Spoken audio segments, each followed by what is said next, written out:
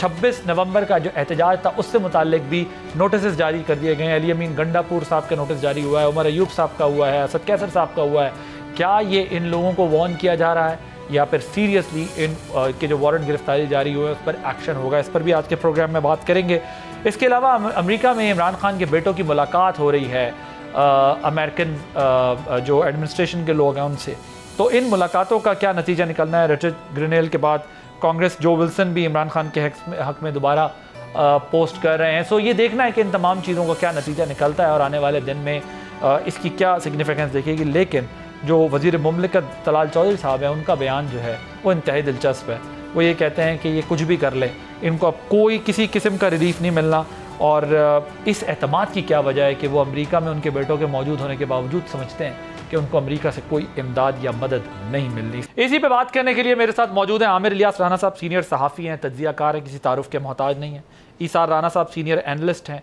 हसन अयूब साहब सीनियर सहाफ़ी हैं, तज्ज़िया निगार हैं। आप तीनों हजरात का बहुत शुक्रिया।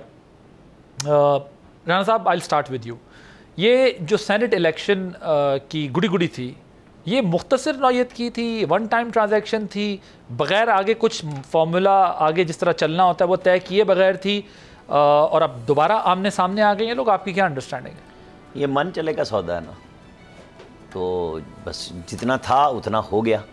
ना चले तो जो चांद तक, ना चले तो शाम तक। वो गौर अयूब मरूम कहा करते थे, दर्रे की बंदूक है, चलानी आगे है पीछे भी चल जाती है। अच्छा, तो ये इन्होंने चलाई है। हाँ। अब कोई ये ना हमें समझाने आ जाए कि पीटीआई जो है ना कोई इनकलाबी पार्टी है, इनके नज़रियात कोई रियासत मदीना वाले हैं, ये कोई स्कैंडिनेवियन कंट्रीज़ का इनकलाब ला रहे हैं, ये कोई चाइनीज़ का ला रहे हैं। मगर वो तो खैर गंडापुर ने किया होगा, इससे हमारा क्या ताल्लुक? जो फैसला हुआ वो वही कुछ हुआ जो पीपल्स पार्टी और नून लीग रिवायती तौर पे करते थे, और पीटीआई ने ये सिर्फ मैं इसलिए स्पेशली कह रहा हूँ कि पंजाब में तो 2 दफ़ा ये काम हो चुका हुआ है।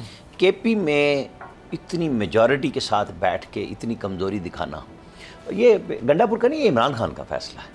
बट पार्टी के सोशल मीडिया पे क्रिटिसिज्म ये उसी तरह है कि आप बैठ के आपस की लड़ाई में, आज एक साहब ने एक और साहब को पाकिस्तान से बैठ के इनके अपने साहब ने अमेरिका वाले पे डाला, और सारे बाकी जो लोग उनके साथ नारे लगा रहे हैं फ़ौज के ख़िलाफ़, सबको क्लियर करने के लिए बयान भी दे दिया कि वो तो एक शख्स गंदा कर रहा है। हाँ। ठीक है, ये अब आपने भी वही काम किया है कि ये इमरान खान का तो फैसला नहीं है। हाँ। और भाई इमरान खान के बगैर आप मुझे कह रहे हैं? जी, और मैं नहीं कह रहा, आपने अभी कहा है कि ये इमरान खान का फैसला तो नहीं है। मैं कह रहा हूं कि इनका सोशल मीडिया ये बात नहीं, मेरे से मेरा तज्जिया बुला के आप अपने प्रोग्राम में करवाएं ना, मैं आपको तज्जिया दूं फिर ऐसा। बात सिंपल सी है कि ये इशू ये है कि इमरान खान की बगैर मर्जी के कुछ नहीं हुआ।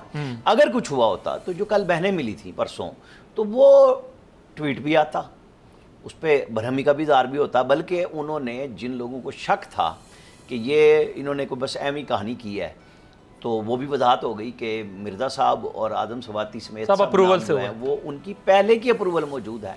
और ये बात बैरिस्टर सैफ ने बताई है कि वो किन के साथ गुफ्तगू करके ये फ़ैसला करके आए हैं। किन से मुराद मौलाना फजलुर रहमान, पीपल्स पार्टी इन नून की बात हो रही है। लेकिन उस मुलाकात में भी खान साहब ने इस तरह मुँह करके और वो सुनाई हैं फील्ड मार्शल साहब को। उनका ख्याल था कि बैरिस्टर साहब शायद छुपा दें, तो बराह रास्त अगर जो सुन रहे हैं कर्नल साहब उनको सुना दूँ।